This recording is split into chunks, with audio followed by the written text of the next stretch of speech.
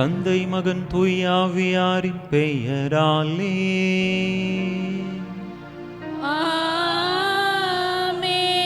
நம் ஆண்டவராகிய இயேசு கிறிஸ்துவின் அருளும் கடவுளின் அன்பும் தூய ஆவியாரின் நட்புறவும் உங்கள் அனைவரோடும் இருப்பதாக.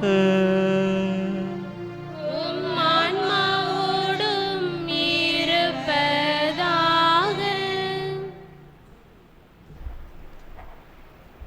இறை இயேசுவில் பிரியமான சகோதர சகோதரிகளே, தவக்காலத்தின் 2ஆம் ஞாயிறு திருப்பலிக்கு உங்கள் அனைவரையும் அன்போடு வரவேற்கிறேன்.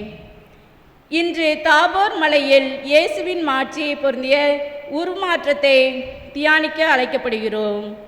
இயேசுவின் பாடுகளும் மரணமும் நெருங்கி வந்த வேளையில் தம் சீடர்கள் சோர்ந்து போகாமல் இருக்கவும், சிலுவை சாவிற்கு அப்பால் ஒரு மகிமையான உயிர்ப்பு உண்டு என்பதை உறுதிப்படுத்தவும் இயேசு உருமாறி காட்டினார்.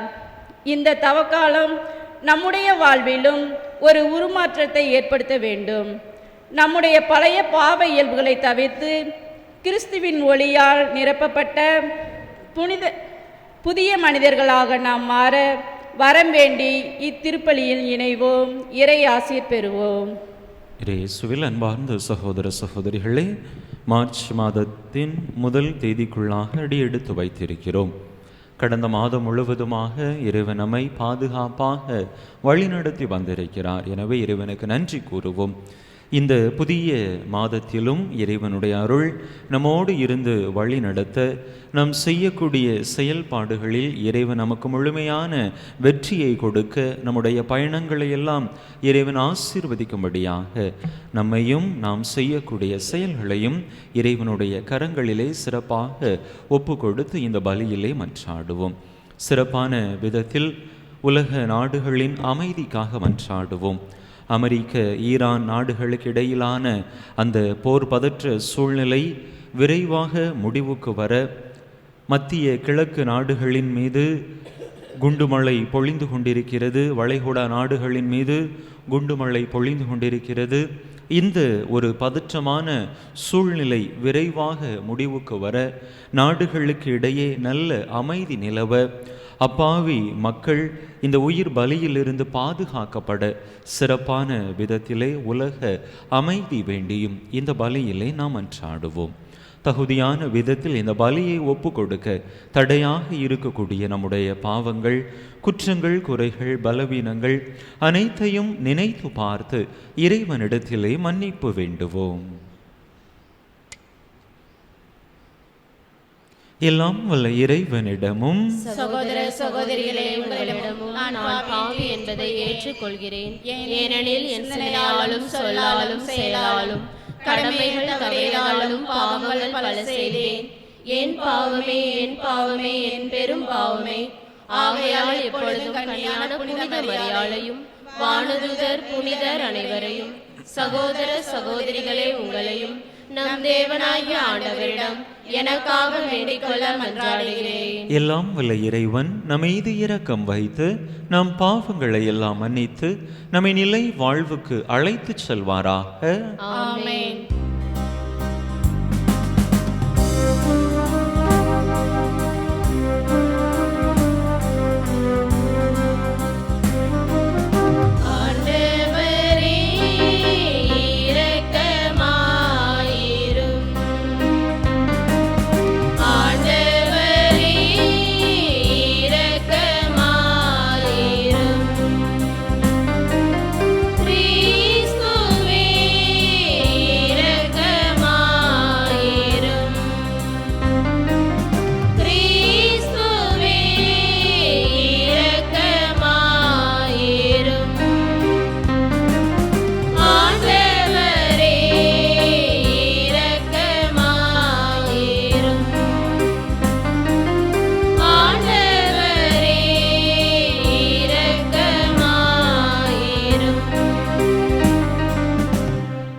மன்றாடுவோமாக.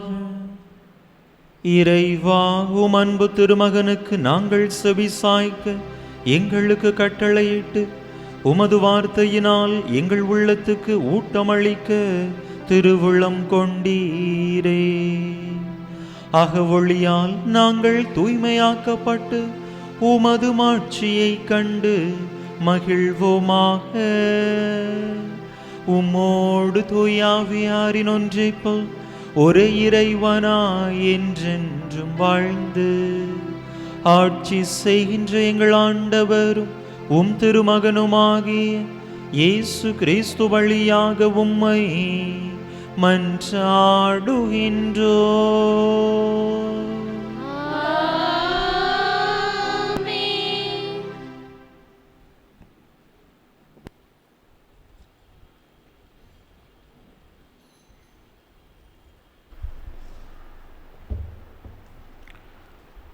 தொடக்க நூலிலிருந்து வாசகம். அதிகாரம் 12, இறை வார்த்தைகள் 1 முதல் 4 முடிய. அந்நாட்களில் ஆண்டவர் ஆபிரகாமை நோக்கி, உம் நாட்டிலிருந்தும் உம் இனத்தாரிலிருந்தும் உம் தந்தை வீட்டிலிருந்தும் புறப்பட்டு நான் உனக்கு காண்பிக்கும் நாட்டிற்கு செல். நான் பெரிய இனமாக்குவேன், உனக்கு ஆசி வழங்குவேன், உன் பெயரை நான் சிறப்புற செய்வேன், நீயே ஆசியாக விளங்குவாய். உனக்கு ஆசி கூறுவோருக்கு நான் ஆசி வழங்குவேன், என்னை சபிப்போரை நானும் சபிப்பேன். உன் வழியாக மண்ணுலகின் மக்களினங்கள் அனைத்தும் ஆசி பெறும் என்றார். ஆண்டவர் ஆபிரகாமுக்கு கூறியபடியே அவர் புறப்பட்டு சென்றார். ஆண்டவர் வழங்கும் அருள்வாக்கு.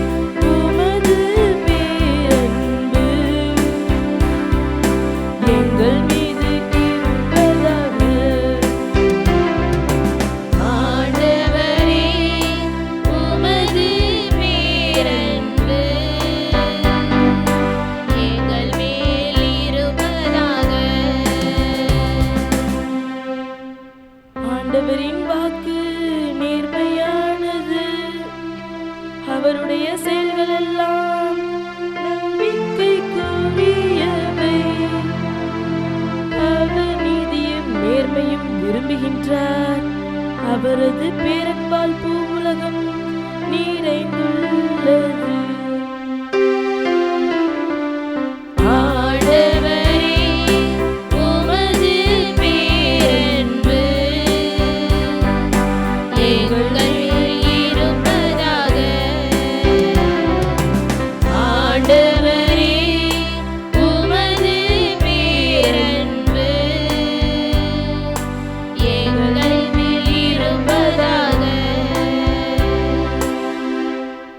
தமக்கு அஞ்சி நடப்போரையும் தம் பேரன்புக்காக காத்திருப்போரையும் ஆண்டவர் கண்ணோக்குகின்றார். அவர்களின் உயிரை சாவினின்று காக்கின்றார். அவர்களை பஞ்சத்திலும் வாழ்விக்கின்றார்.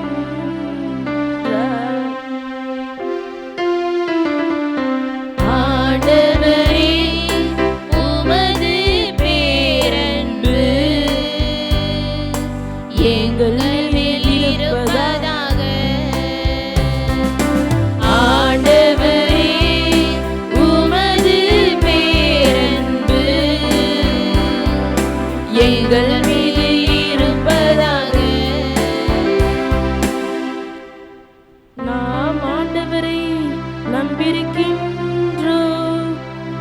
அவரே நமக்கு துணையும் கேடயமும் ஆவார். உம்மையை நாங்கள் நம்பியிருப்பதால் உமது பேரன்பு எங்கள் மீது இருப்பதாக.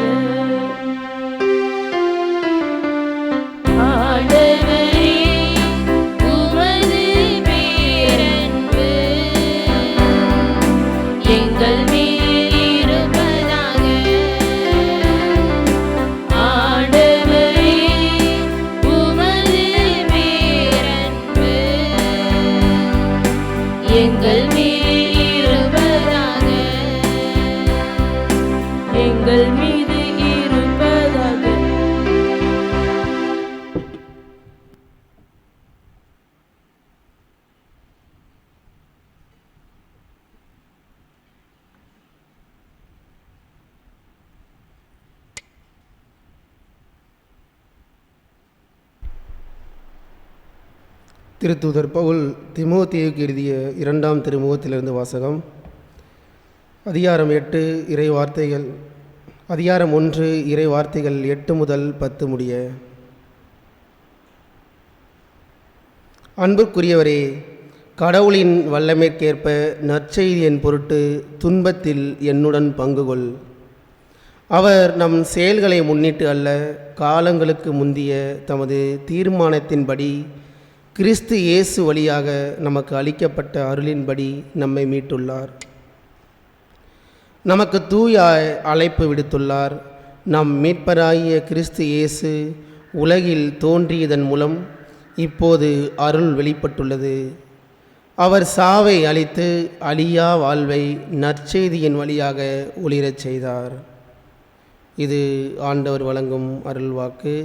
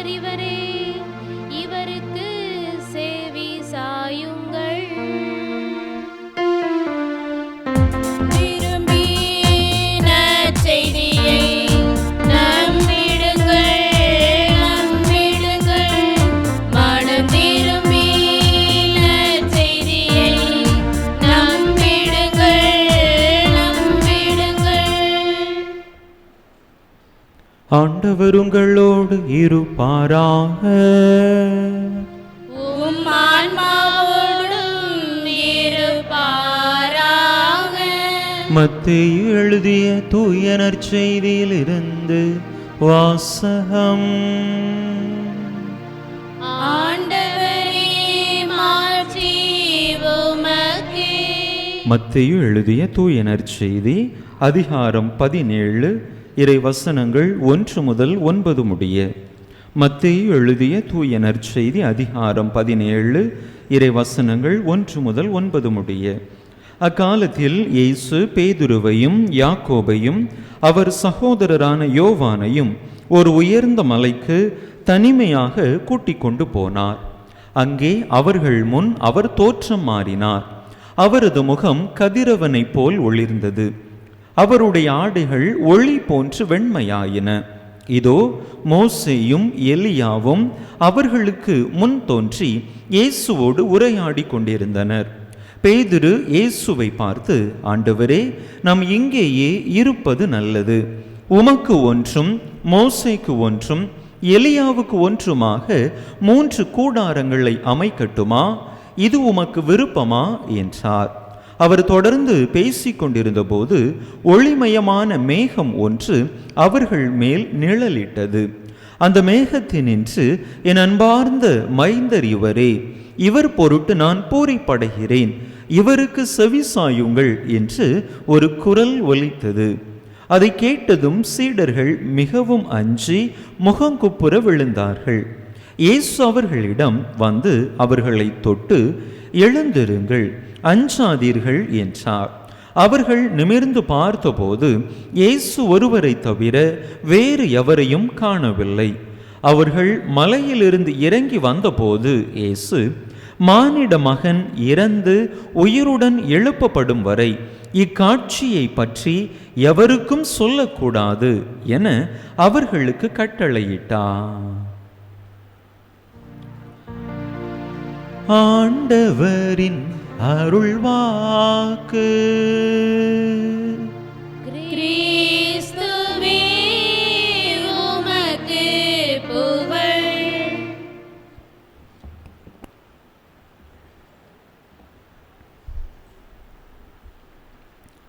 இயேசுவில் அன்பார்ந்த சகோதர சகோதரிகளே, நம்முடைய மனித வாழ்க்கையானது சுகமான சொகுசான வசதியான வாழ்க்கையை மையப்படுத்திய ஒன்றாக இருக்கின்றது. நாம் நம்முடைய மனித வாழ்க்கையில் வசதி வாய்ப்புகளை, சொகுசுகளை, சுகங்களை நாடி தேடக்கூடியவர்களாக இருக்கலாம். உதாரணத்திற்கு இப்பொழுது நாம் நம்முடைய பங்கிலிருந்து தவக்கால திருப்பயணம் செல்வதற்கு தயாராகி கொண்டிருக்கிறோம். பேருந்திலே செல்ல இருக்கின்றோம். பேருந்திலே எனக்கு இந்த இடத்தை தாருங்கள், எனக்கு இந்த இடத்தை தாருங்கள் என்று நாம் தேடுகிறோம். அதுதானா, இந்த இடத்துல உட்கார்ந்தா நல்லா இருக்கும், சொகுசாக இருக்கும், எனக்கு வசதியாக இருக்கும், தயவு செஞ்சு என்னை அந்த இடத்துல தந்துடுறாங்க, இந்த இடம் தாருங்க அப்படின்னு சொல்லுவோம். அதுதானா, ஆலயத்தில் உட்கார்ந்துருக்கோம், நமக்கு எந்த இடம் வசதியாக இருக்கிறதோ, எந்த இடம் சொகுசாக இருக்கிறதோ அந்த இடத்தை நாம் தேடிக்கொள்கிறோம். இது வெறுமனே நம்முடைய இருக்கையில் மட்டுமல்ல, நம்முடைய வாழ்வு முழுவதுமே இப்படிப்பட்ட இந்த ஒரு சொகுசை, இந்த ஒரு வசதியை, இந்த ஒரு சுகத்தை நாம் தேடக்கூடியவர்களாக இருக்கிறோம். கொஞ்சம் பணம் இருந்தால் நல்லா இருக்குமே, வீட்டை இன்னும் கொஞ்சம் பெருசாக இடிச்சு கட்டினா நல்லா இருக்குமே, இந்த இடத்துல ஒரு சோஃபா போட்டு இன்னும் கொஞ்சம் நல்ல வசதியாக வச்சிருந்தா நல்லா இருக்குமே என்று அனைத்திலும் நம்முடைய மனம் சொகுசை தேடக்கூடிய ஒரு மனமாக இருக்கின்றது. எனக்கென்று ஒரு பின்புலம் இருந்தால் நல்லா இருக்கும், கொஞ்சம் பணம், கொஞ்சம் வசதி வாய்ப்புகளோடு என்னுடைய குடும்பம் இருந்தால் நல்லாக இருக்கும், எனக்கு ஆதரவாக 4 பேர் இருந்தால் நன்றாக இருக்கும் என்று பெரும்பாலும் நம்முடைய மனித மனம் இப்படிப்பட்ட வசதிகளை, சொகுசுகளை, சுகங்களை தேடக்கூடியதாக இருக்கின்றது.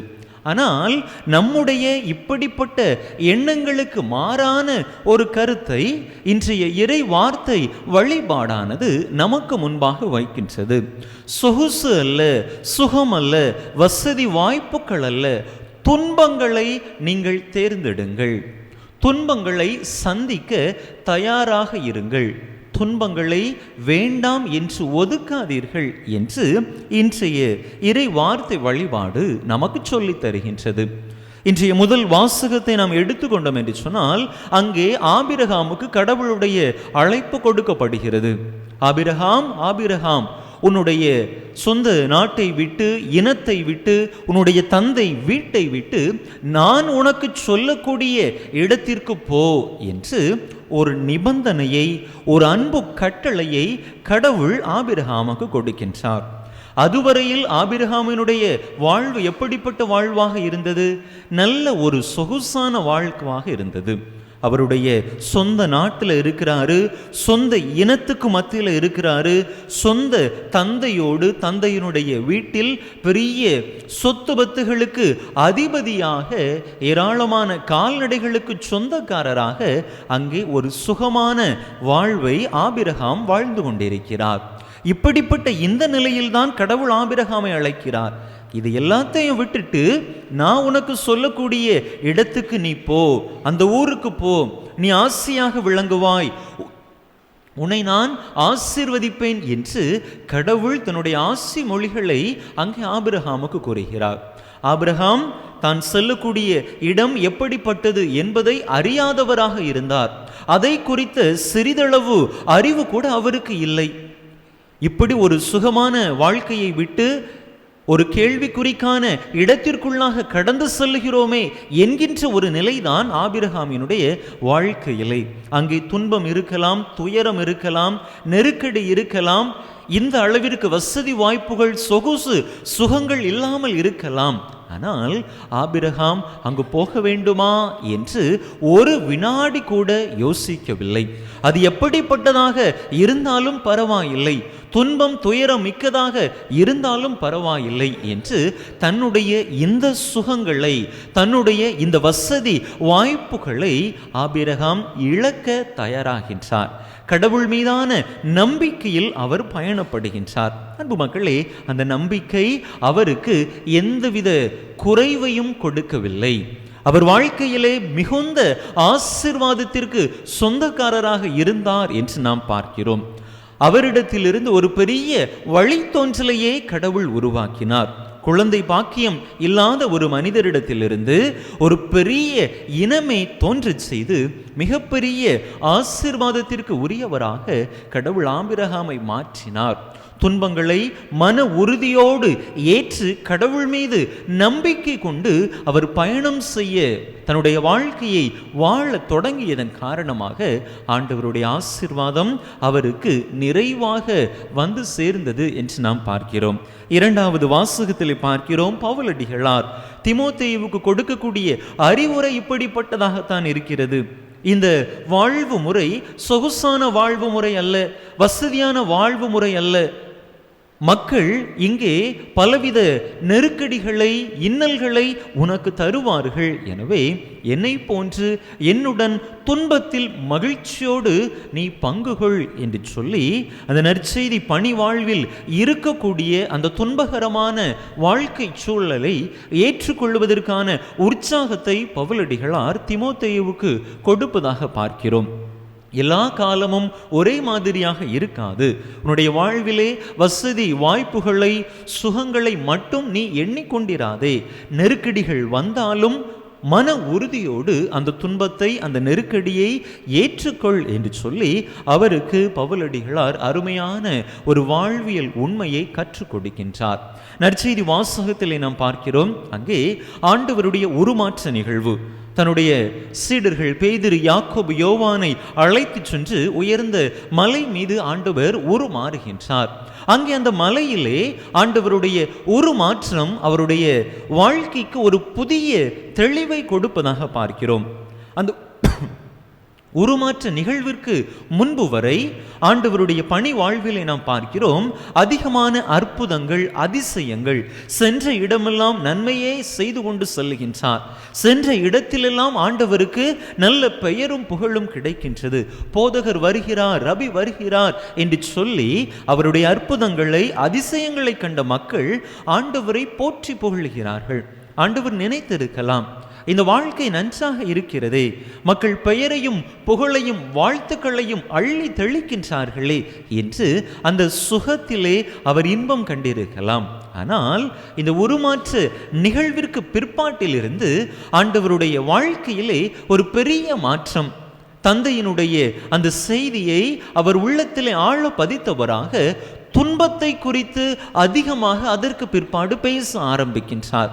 கல்வாரி நோக்கிய அவருடைய பயணத்தை துரிதப்படுத்துகின்றார். அதற்கு முன்பு வரையில் அதிகமாக அற்புதங்கள் அதிசயங்களை முன்னிறுத்தி அவருடைய போதனை அதற்கு பிற்பாடிலிருந்து துன்பத்தை மையப்படுத்தியதாக மாறுகின்றது. சீடர்களால் அதனை ஏற்றுக்கொள்ள முடியவில்லை. ஆண்டவர் பெரிய அரியணையில் இருப்பார், அவரிடத்திலிருந்து நாம் ஆதாயங்களை பெற்றுக்கொள்ளலாம் என்று நினைத்திருந்த சீடர்களுக்கு பெரும் ஏமாற்றமே நிலவியது. எனவேதான் பேதுரு ஒரு இடத்தில் சொல்லுவார், ஆண்டவரே இது உமக்கு நிகழவே கூடாது என்று சொல்லுவார்.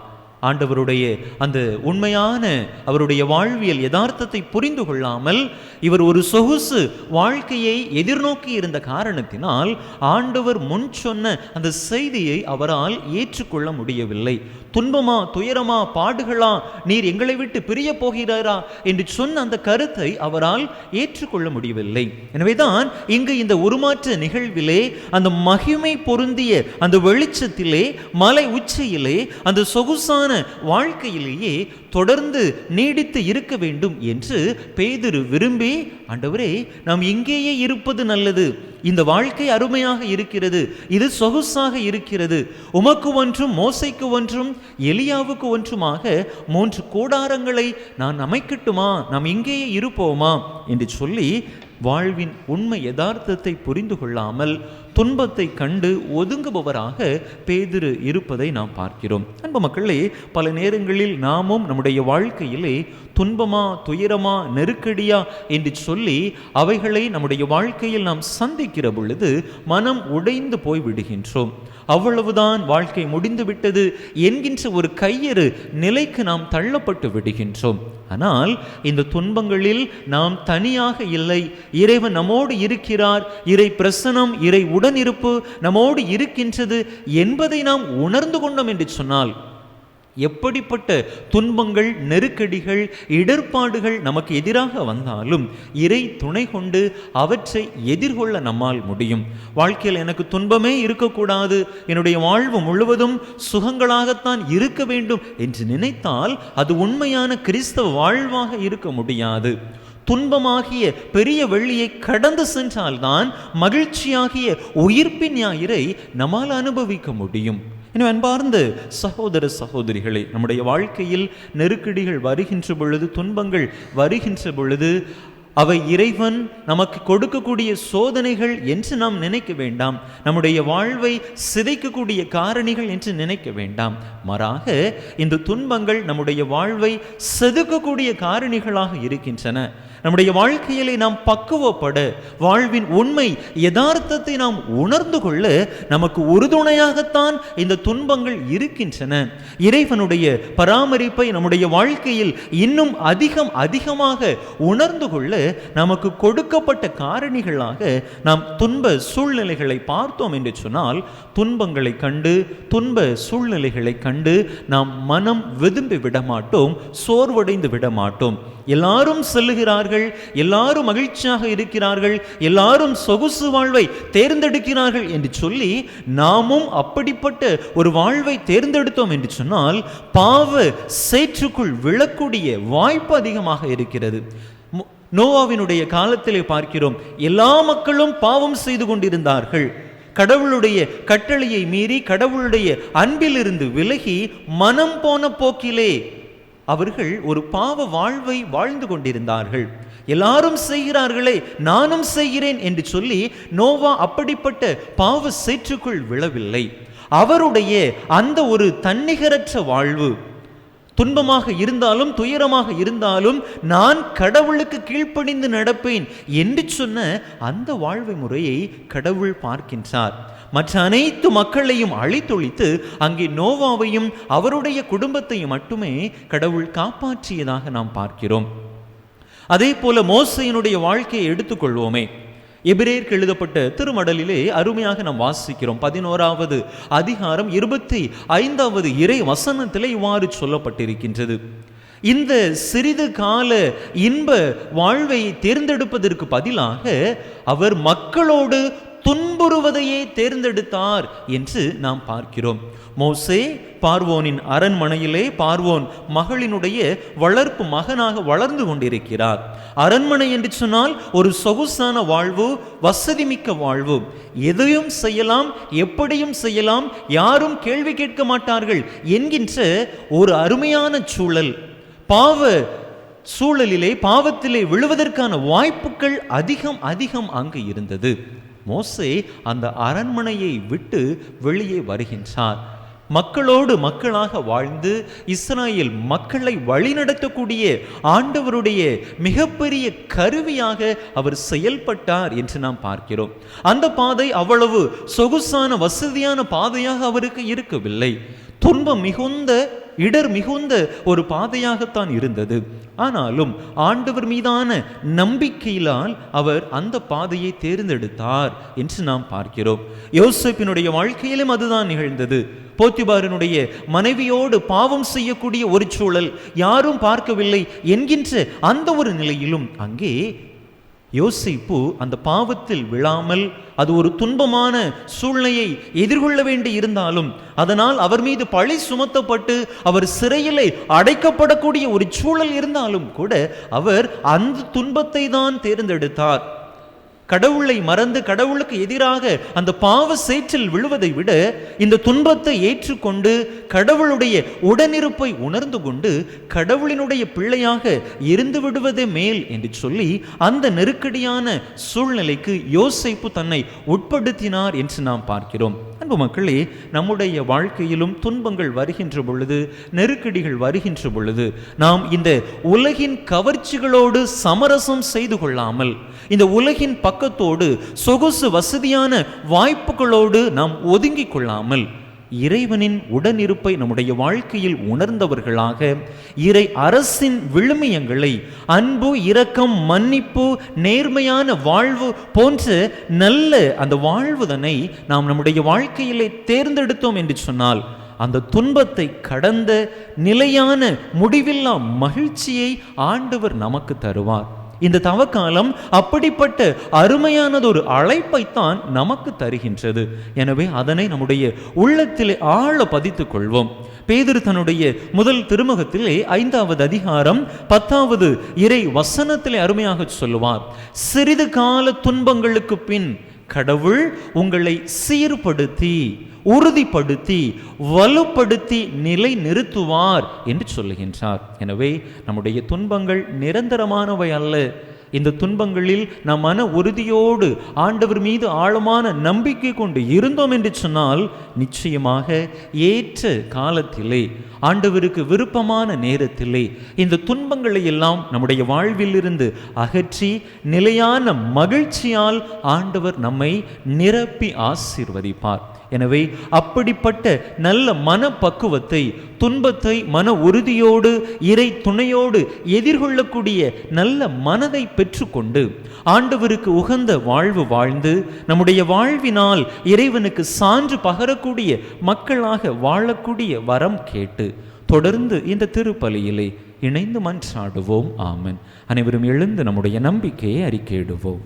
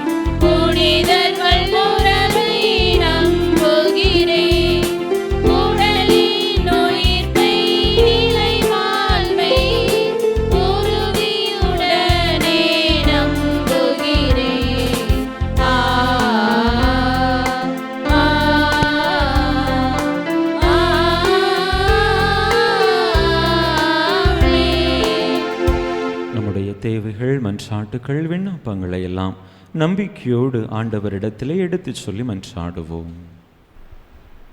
அன்பு தந்தையே எம் இறைவா, திருத்தந்தை, ஆயர்கள், குருக்கள், கன்னியர்கள், துறவரத்தார் இவர்கள் அனைவரும் இறை மக்களுக்கு வழிகாட்டியாக உருமாற இறைவா உம்மை மன்றாடுகிறோம்.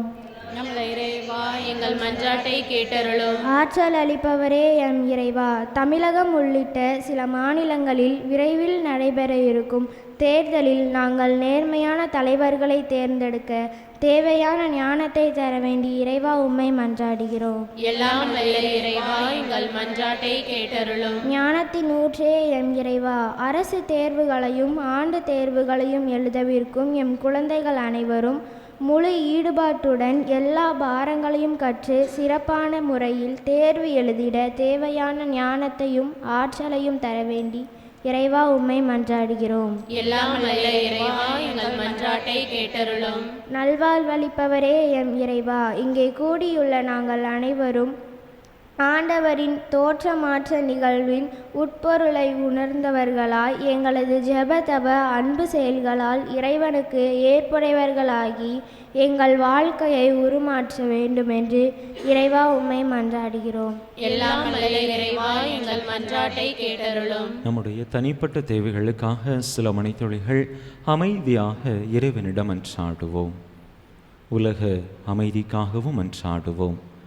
மத்திய கிழக்கு நாடுகளில், வளைகுடா நாடுகளில் போர் பதற்றம் விரைவில் முடிவுக்கு வர, அப்பாவி மக்கள் கொல்லப்படுவது தவிர்க்கப்பட, உலக தலைவர்களுக்கிடையே நல்ல ஒற்றுமை நிலவ, உலக அமைதி வேண்டி சிறப்பான விதத்திலே ஆண்டவரிடம் மன்றாடுவோம்.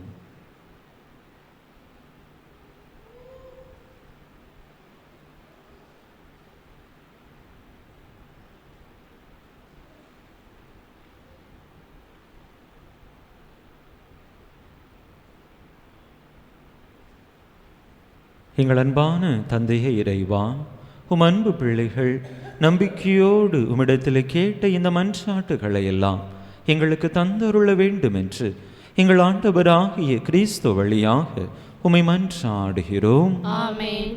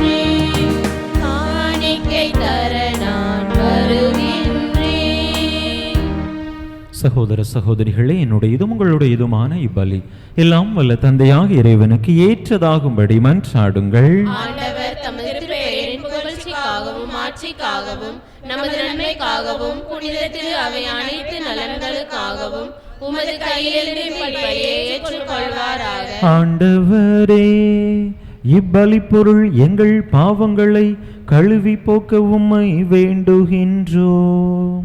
பாஸ்கா விழாவை கொண்டாடுவதற்கு உம்மீது நம்பிக்கை கொண்டோரின் உடல்களையும் மனங்களையும் அது புனிதப்படுத்துவதாக எங்கள் ஆண்டவராகிய கிறிஸ்து வழியாக உம்மை மன்றாடுகின்றோம்.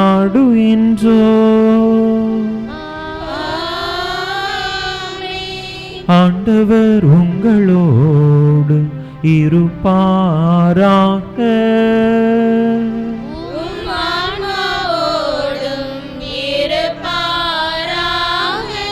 இதயங்களை மேலே எழுப்புங்கள்.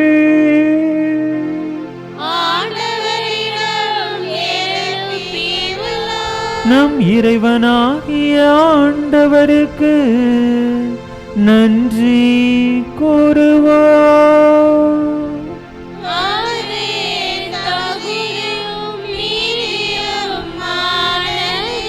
ஆண்டவரே, தூயவரான தந்தையே, என்றுமுள்ள எல்லாம் வல்ல இறைவா, எங்கள் ஆண்டவராகிய கிறிஸ்து வழியாக என்னாலும் எவ்விடத்திலும் நாங்கள் உமக்கு நன்றி செலுத்துவது மெய்யாகவே தகுதியும் நீதியுமாகும். எங்கள் கடமையும் மீட்புக்குரிய செயலுமாகும். கிறிஸ்து தமது சாவை சீடர்களுக்கு முன்னறிவித்து புனித மலையில் தமது பேரொளியை வெளிப்படுத்தினார். அதனால் சட்டமும் இறைவாக்குகளும் சான்று பகர்ந்தவாறு தம் பாடுகள் வழியாகவே உயிர்ப்பின் மாட்சிக்கு தாம் வந்து சேர வேண்டும் என்பதை அவர் விளங்கச் செய்தார். ஆகவே ஆற்றல் மிகுந்த விண்ணவரோடு சேர்ந்து நாங்களும் இம்மண்ணுலகில் இடையராத உமது மாட்சியை கொண்டாடி முடிவின்றி ஆர்ப்பரித்து பாடுவதாவது: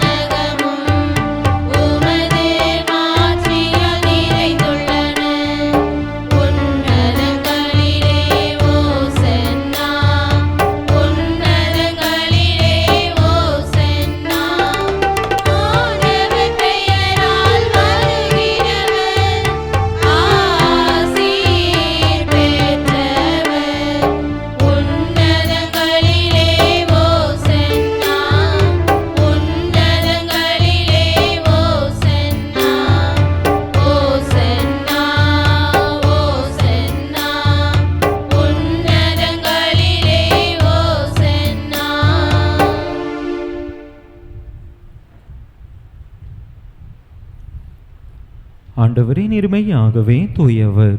உம்முடைய படைப்புகள் எல்லாம் உமை புகழ்வது தகுமை. எங்கள் ஆண்டவராகிய உம் திருமகனாகிய இயேசு கிறிஸ்து வழியாக தூய ஆவியாரின் செயலாற்றலால் அனைத்தையும் உய்வித்து தூய்மைப்படுத்துகின்றீர். கதிரவன் தோன்றி மறையும் வரை உமது பெயருக்கு தூய காணிக்கையை ஒப்பு கொடுக்குமாறு உமக்கென மக்களை இடையராது ஒன்று சேர்த்து வருகின்றீர். எனவே ஆண்டவரே, உமக்கு அர்ப்பணிக்க நாங்கள் கொண்டு வந்துள்ள இக்காணிக்கைகளை அதே ஆவியால் தூய்மைப்படுத்த உமை தாழ்மையுடன் மன்றாடுகின்றோம். இவ்வாறு உம் திருமகனாகிய எங்கள் ஆண்டவர் இயேசு கிறிஸ்துவின் உடலாகவும் இரத்தமாகவும் இவை மாறுவனவாக. அவர் பணித்தவாறே இம்மறை நிகழ்வுகளை கொண்டாடுகின்றோம். ஏனெனில் அவர் காட்டிக் கொடுக்கப்பட்ட இரவில் அப்பத்தை எடுத்து உமக்கு நன்றி செலுத்தி ஆசி வழங்கி அதை பிட்டு தம் சீடர்களுக்கு அளித்து அவர் கூறியதாவது: அனைவரும் இதிலிருந்து பெற்று உண்ணுங்கள், ஏனெனில் இது உங்களுக்காக கையளிக்கப்படும் என் உடல்.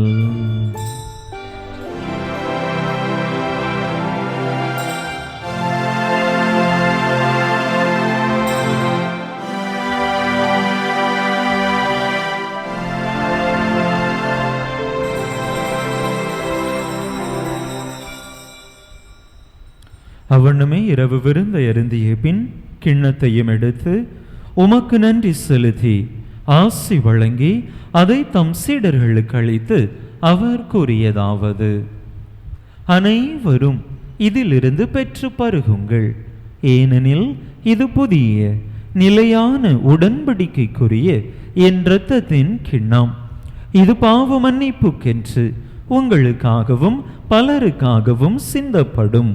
இதை என் நினைவாக செய்யுங்கள்.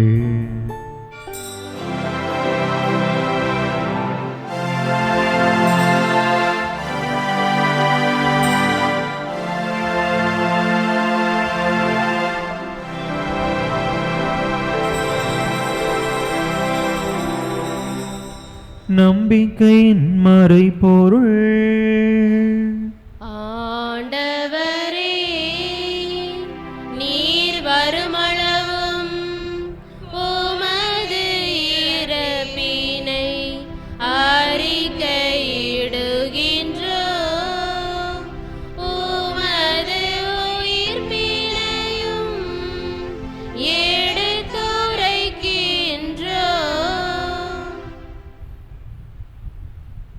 ஆகவே ஆண்டவரே, உம் திருமகனின் மீட்பளிக்கும் பாடுகளையும் வியப்புக்குரிய உயிர்ப்பையும் விண்ணேற்றத்தையும் நாங்கள் நினைவு கூறுகின்றோம். இவர் மீண்டும் வருவார் என எதிர்பார்த்திருக்கும் நாங்கள் இப்புனிதமான உயிருள்ள பலியை நன்றி செலுத்தி உமக்கு ஒப்பு கொடுக்கின்றோம். உமது திரு அவையின் காணிக்கையை கண்ணோக்கியருள உமை மன்றாடுகின்றோம். இப்பலியினால் நீர் உளம் கனிய திருவிழமானீர். இவ்வாறு உம்முடைய திருமகனின் திருவுடல் திரு இரத்தத்தால் ஊட்டம் பெறும் நாங்கள் அவருடைய தூய் ஆவியால் நிரப்ப பெற்று கிறிஸ்துவுக்குள் ஒரே உடலும் ஒரே உள்ளமும் உடையவராக விளங்கச் செய்வீராக. இவரே எங்களை உமக்கு என்றும் காணிக்கையாக்குவாராக. இவ்வாறு உமால் தேர்ந்து கொள்ளப்பட்டவர்களோடு முதலாக புனிதமிக்க கன்னியும் கடவுளின் தாயும் எங்கள் பாதுகாவலியுமான புனித ஜெபமாலை அன்னை, அவருடைய கணவரான புனித யோசேப்பு, புனித திருத்தூதர்கள், மாட்சிமிகு மறை சாட்சியர், மற்ற புனிதர்கள் அனைவரோடும் நாங்கள் உரிமை பேற்றுக்கு தகுதியுடையோர் ஆவோமாக. இவர்களின் வேண்டுதலால் நாங்கள் என்றும் உமது உதவியை பெறுவோம் என உறுதியோடு இருக்கின்றோம். ஆண்டவரே, எங்களை உமோடு ஒப்புரவாக்கும் இப்பலி உலகுக்கெல்லாம் அமைதியும் மீட்பும் தர வேண்டும் என மன்றாடுகின்றோம். இவ்வுலகில் பயணம் செய்யும் உமது திரு அவையை சிறப்பாக உம் அடியாராகிய எங்கள் திருத்தந்தை லியோ, எங்கள் ஆயர் ஸ்டீஃபன், ஏனைய ஆயர்கள், திருநிலையினர், உமக்கு சொந்தமான மக்கள் ஆகிய அனைவரையும் நம்பிக்கையிலும் அன்பிலும் உறுதி பெறச் செய்வீராக. நீர் விரும்பியபடி உம் திரும்ப நிற்கின்ற இக்குடும்பத்தின் வேண்டல்களுக்கு கனிவுடன் செவிசாய்த்தருளும். கனிவுள்ள தந்தையே, எங்கும் சிதறுண்டிருக்கும் உம்முடைய பிள்ளைகளை கனிவுடன் உமோடு சேர்த்து கொள்ளும். இறந்து போன எங்கள் சகோதர சகோதரிகளையும் உமக்கு உகந்தவர்களாய் வாழ்ந்து இவ்வுலகை விட்டு சென்ற அனைவரையும் உமது ஆட்சியில் கனிவுடன் ஏற்றருளும். நாங்களும் அங்கு வந்து சேர்ந்து அவர்களோடு உமது ஆட்சியால் என்றும் மன நிறைவு அடைவோம் என எங்கள் ஆண்டவராகிய கிறிஸ்து வழியாக எதிர்நோக்கி இருக்கின்றோம். இவர் வழியாகவே நீர் உலகுக்கு எல்லா நன்மைகளையும் வழங்குகின்றீர்.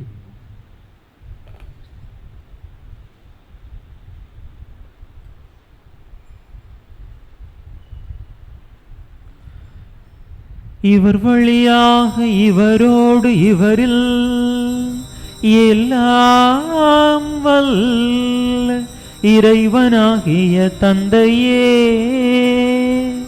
தூயாவியாரின் ஒன்றைப்பில் எல்லா புகழும் மாட்சியோ என்றென்றும் உமக்கு உரியதே.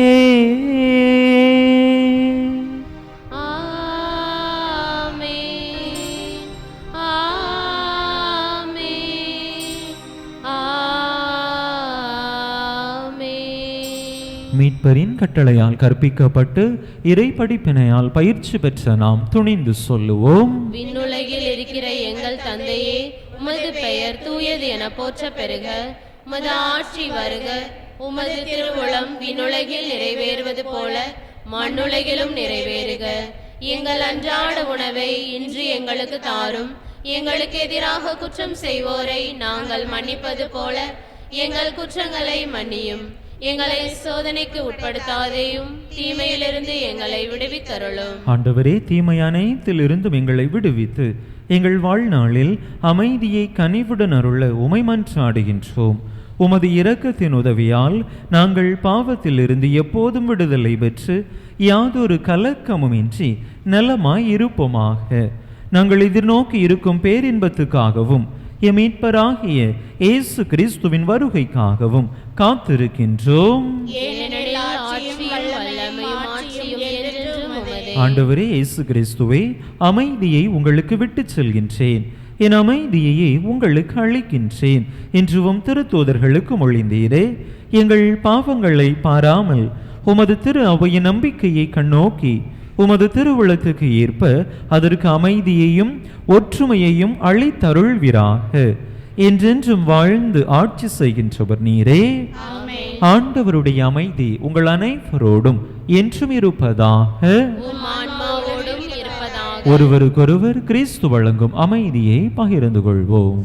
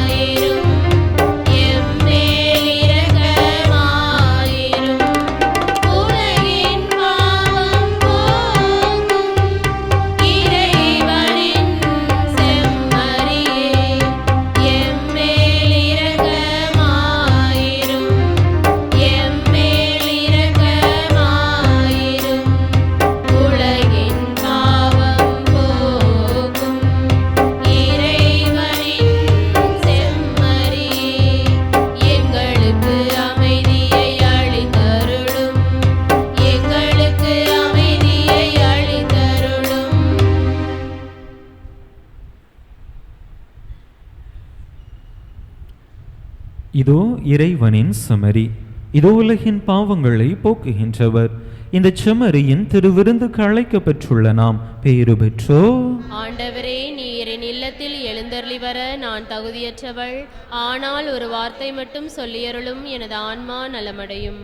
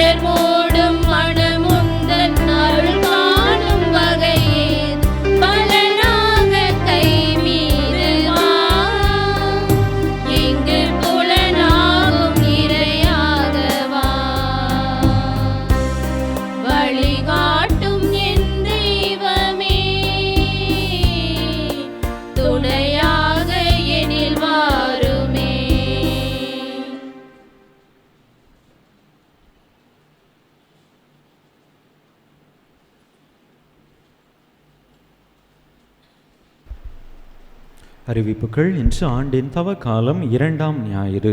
அன்பு மக்களை, வருகின்ற ஞாயிற்றுக்கிழமை 8/3/2026 அன்று குறுக்குச்சாலை மறைவட்டத்தில் உள்ள விடுமுறை விவிலிய பள்ளி ஆசிரியர்களுக்கான ஒரு நாள் பயிற்சி வகுப்பு விளாத்தி குளத்திலே வைத்து நடைபெறுகிறது. காலை 10 மணி முதல் மாலை 4 மணி வரை இந்த பயிற்சி வகுப்பு நடைபெறுகிறது. எனவே விடுமுறை விவிலிய பள்ளி VBS ஆசிரிய பெருமக்கள் இந்த பயிற்சி வகுப்பிலே தவறாது பங்கேற்கும்படியாக அன்போடு கேட்டுக்கொள்கிறேன். அதே போல் வருகின்ற ஞாயிற்றுக்கிழமை தூத்துக்குடியிலே நற்செய்தி நடுவத்தில் வைத்து அன்பிய கருத்தரங்கு ஒன்று நடைபெறுகின்றது. காலை 9 மணியிலிருந்து மாலை 4 மணி வரை இந்த அன்பிய கருத்தரங்கு நடைபெறுகின்றது. நம்முடைய பங்கிலிருந்து 3 பேர் பங்கேற்கும்படியாக கேட்டுக்கொண்டிருக்கிறார்கள். எனவே அன்பிய பொறுப்பாளர்கள், அன்பிய உறுப்பினர்கள் 3 பேர் இந்த அன்பிய கருத்தரங்கிலே கலந்து கொள்ளும்படியாக அன்போடு கேட்டுக்கொள்கின்றேன். அன்பு மக்களே, ஏற்கனவே நம்முடைய பங்கில் அறிவித்திருந்தோம். நம்முடைய மறை மாவட்டத்தில் நம்முடைய பங்கில் ஆசிரிய பணிக்காக பதிவு செய்து வைத்திருக்கக்கூடியவர்கள் கடந்த மாதத்திலே நடந்து அதற்கான முடிவு வெளிவந்த அந்த ஆசிரியர் தகுதி